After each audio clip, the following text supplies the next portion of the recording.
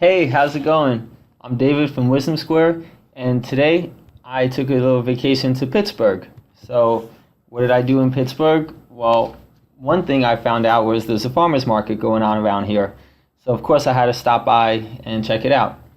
Um, Unfortunately, it wasn't as much stuff there as I would have expected to see, given that it's so close to Ohio and it's in Pennsylvania and there's a lot of farms around here. I was expecting to see a lot more variety of fruits that I'm not used to seeing, but I didn't really get to see that so much. But instead, I did find a few pretty good things, and that's what I want to share with you today. And especially the last thing I'm going to show you is what I'm most excited about. So, first thing I found was these little strawberries. Thing I love about them is you can see how small they are, and they taste a lot better and they smell a lot better too than the giant overgrown strawberries that you find in a store. Typically, the smaller a fruit grows, the more nutritious it's going to be, the more natural it is. The bigger that the fruit ends up looking, that's less natural. Next thing I got was these blueberries, which are pretty common, pretty typical. I also got these cherries. The next one is pretty cool. I got these, they're called red heart plums. And, plum, technically, a fun fact, is the same thing as a prune. It's just when it's dried out, you call it a prune.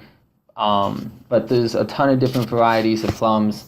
And this one being the size that it is, it just tells me that it's pretty likely. I mean, they could be a baby, just a smaller, they're not fully developed yet.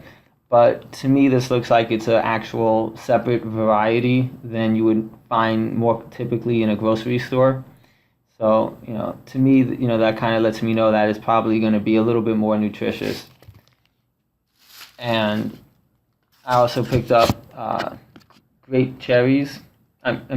Grapes, tomatoes. So they're all different colors and sizes, but typically really small. I do believe that technically the cherry tomato variety is supposed to be a little bit more natural than the grape tomato variety. And also, the thing I realized with tomatoes is to not get so excited about the different colors, even if it's heirloom, goes by the name heirloom tomato, and it's all these funky shapes and colors. It doesn't necessarily mean it's older. The oldest tomatoes are the cherry tomatoes, like really really small. Basically, these are supposed to be just like berries, in size even, and it's these different colors that they end up making. Really, that's almost just for ornamentation, just to help sell it. So farmers actually use techniques to change the colors of food that we eat, just because it helps them sell easier. So that's why I typically don't get so excited when I see something as a alternate color that I'm used to seeing it as. That doesn't necessarily mean that it's older, more natural variety. Now, the thing that I'm the most excited about was actually not in the farmer's market, but instead right next to it. And this farmer's market in Pittsburgh is actually once a week, open in the summer, and it's located in an open square green that's right across from one of the most famous buildings in Pittsburgh. It's the Philip Johnson's Glass Tower. It's like the nickname for it, or Glass Castle. And it's almost like the Empire State Building in New York, but Pittsburgh's version of it. That's how famous it is. And one of the stores that's right across where the green is actually this small company that started off with one person primarily, and they go by the name of Red Star Kombucha. And I got to meet the owner today. Her name is Naomi, and it's really cool concept. They basically have on tap all these different kombucha drinks, and typically it almost is like a bar where you can sit down and get a cup, but instead of alcohol, it's kombucha. But the funny thing is, they still ask you to see your ID. You have to be 21 to buy this, which, is pretty strange, because if you go to, a regular store like Whole Foods and you buy it, you don't have to show your ID. So that's when I realized the difference. When you make this at home, a natural kombucha, which is basically fermented tea, it's 2.5% alcohol about. And this goes through 2 fermentations that I'll explain a process later on in another video. But, in America, you can't sell kombucha or anything with an alcohol content that's greater than 1% per volume. Some states it's as low as 0.5% per volume to be considered an alcoholic beverage. So this has 2.5% per volume. So, that tells me that what we're buying in the store, that's, $4 a bottle from Whole Foods, is a watered down version of what real kombucha is supposed to be like. So of course, if it's watered down, it's not just the alcohol content that's getting, watered down, but, any of the nutritional benefits is going to also be watered down as well. So, to me, this tells me this is going to be a healthier drink. And they had all different flavors. So this one in particular was the favorite one that I saw, which was called cut grass.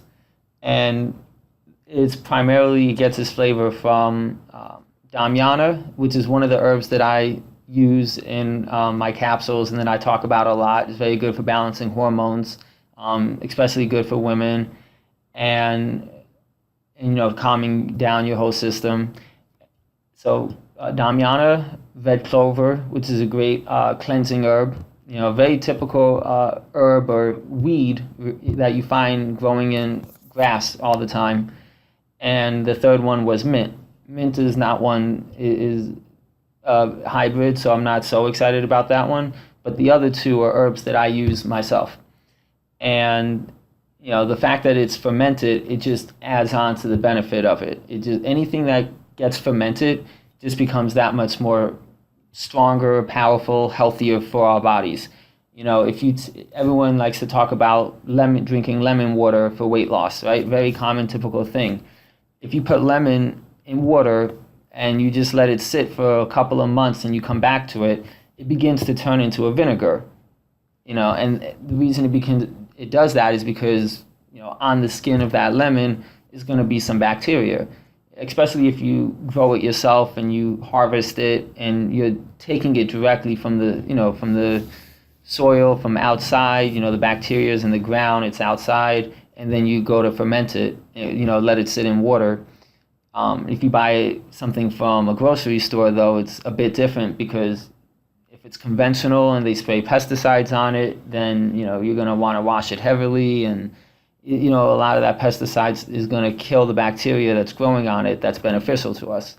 Even organic, you got to be a little skeptical of, and still, like anything in the grocery store, you're going to wash. So really, something from nature that you grow yourself, maybe in your backyard, that you put in water, that is going to have more bacteria in it for us. And that's the trouble with the grocery store. Everything is kind of sterilized, and our guts need this bacteria to help us digest and break down the food that we're eating. If we want to absorb the most amount of nutrition from any health food that we go to eat, we're going to need to have that healthy gut bacteria inside of us. And healthy gut bacteria is especially present in this. You could call this probiotics. It's the bacteria that's inside of here, anything fermented. So the thing that I'm even more excited about this is the other thing that I bought from that same store, which came in this bag, came with a list of instructions that I'll give you guys a link to, and it's inside of this. This, very honestly, it looks nasty. This is called SCOBY. And SCOBY is basically an acronym, and this is symbiotic culture. So this is what allows you to create kombucha. This is the bacteria. So if I don't want to wait a couple of months waiting for something to ferment on its own by cutting up any fruit or anything, I say fruit because this bacteria, it needs sugar to grow. That's the pure source of it, sugar. And when you make kombucha, there's two ingredients that you put into it. It's sugar as well as typically black tea. And the reason it's black tea is because of the high caffeine content in it. This one in my hand is used with green tea instead of black tea. But both have a fairly high caffeine content. So this bacteria that's a living organism in my hand turns sugar and caffeine into bubbles, basically, into a carbonated drink. And anything that you allow to ferment with bacteria like this is going to just become a lot more healthier. You kind of get more out of any juice or drink or food that you wanted to eat. It just gives you more benefits out of it, which is partly because this bacteria is pre-digesting that food for you. So let's say, for example, you don't always eat the healthiest and your digestive system is not the greatest, right? Which happens when you go, back and forth between eating healthy meals, eating not so healthy meals. So, if you have that pattern of eating, when you go to eat something really healthy, it's very likely that you're not going to get all the benefits from that food. And it's because your stomach doesn't already have all the bacteria in it necessarily to absorb the nutrition from your food and break it down. So what this does, this bacteria, is it breaks it down for you before you even go to drink it. So this kind of evens the playing field for everybody. Everyone, is on the same level when they eat something now. Because it's pre-digested outside of you, you're going to get all the nutrition that, is inside of that food. So that's what makes this so special. It's almost, this is like alchemical gold. It converts something for you. It turns something into something else. So this is amazing. I'm super excited about. And, if you go to look up YouTube videos of, how do you make something like this on your own? A lot of people say, you need to have the bacteria. So a lot of people use the kombucha drinks you buy in the grocery store. You just pour like half of the bottle into black tea and sugar, and then it'll start to grow. It'll be a baby SCOBY, it's a really small amount, like that big. And then it'll, eventually over a month or a few months turn into this size. And then once you get this, this reproduces, and you'll get more and more and more of these. But a lot of people also, if you look at YouTube videos, they say they get it from a friend. And that's where Naomi, the owner of Red Star Kombucha, got hers from. She got her first SCOBY 15 years ago from a friend. And then ever since then, when she makes her own kombuchas, this thing would duplicate. And then after you create a batch of kombucha and maybe a 2-gallon glass container, you'll have 2 of these instead of just 1. And then, you could give that to your friends, etc. So these things are highly sustainable. This is like an amazing, I think, tool for anybody's arsenal, to eat healthier, to live a healthier life, and really to be in control. If you don't want to always have to spend $4 for a bottle of kombucha, that's watered down, right? Because it can't have that high of a alcohol content. This is this is how you can make it at home, and you can be in control of the ingredients that you put into it. You get to decide the flavor and the nutrition that you're going to be giving yourself instead of someone else deciding it for you. So, this is something just to give you control over what you're putting in your body. So I'm really excited about that. Look forward to future videos of when I start making it on my own. I'll share the process along with you, share my results with you. The other one interesting thing that, before I sign off, I just want to let you know, it's always good to have good questions when you run into people, that, especially somebody that started their own company and is making their own kombucha drinks for 15 years. one of the questions I had was, how do I keep it warm? Because, and we'll get into more details of the process, like I said, in other videos, but I just thought this one last thing was really interesting. What everybody says is, it has to be kept at, above 70 degrees, 70 to 80 degrees, the higher, warm temperature for it to grow properly. If you put it in the refrigerator, it's going to become dormant. The fermentation process will come to a halt and until you take it out, and then it'll begin again.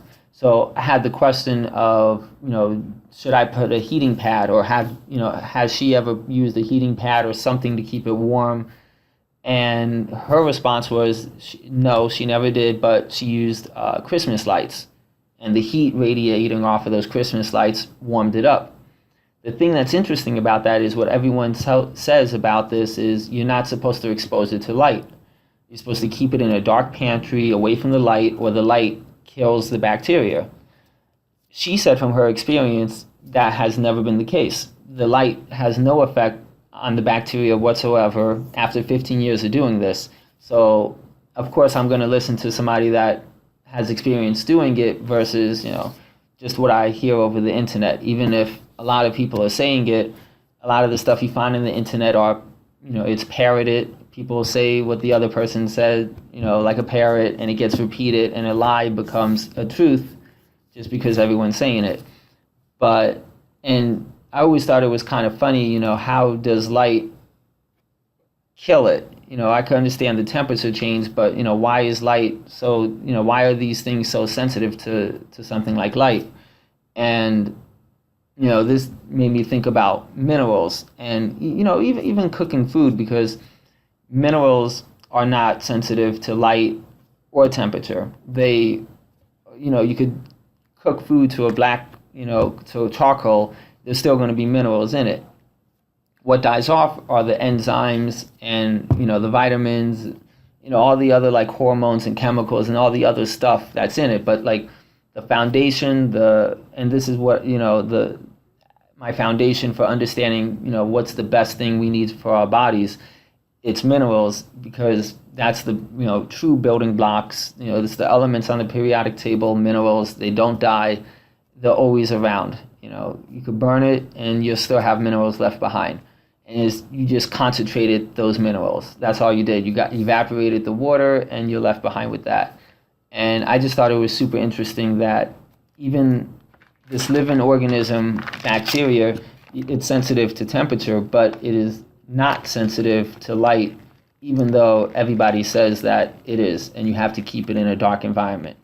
So, if Christmas lights can't kill it, then, it just goes to show one more thing that is untrue in the world of nutrition, that everyone says. So, just wanted to share that with you guys, and I think we covered a lot here. I look forward to making my next video with you guys, and it's going to definitely keep you up to date on my process of making my own kombucha drinks, and share with you some of the recipes that I come up with as well. All right, so take care, and I'll see you guys next time. Bye.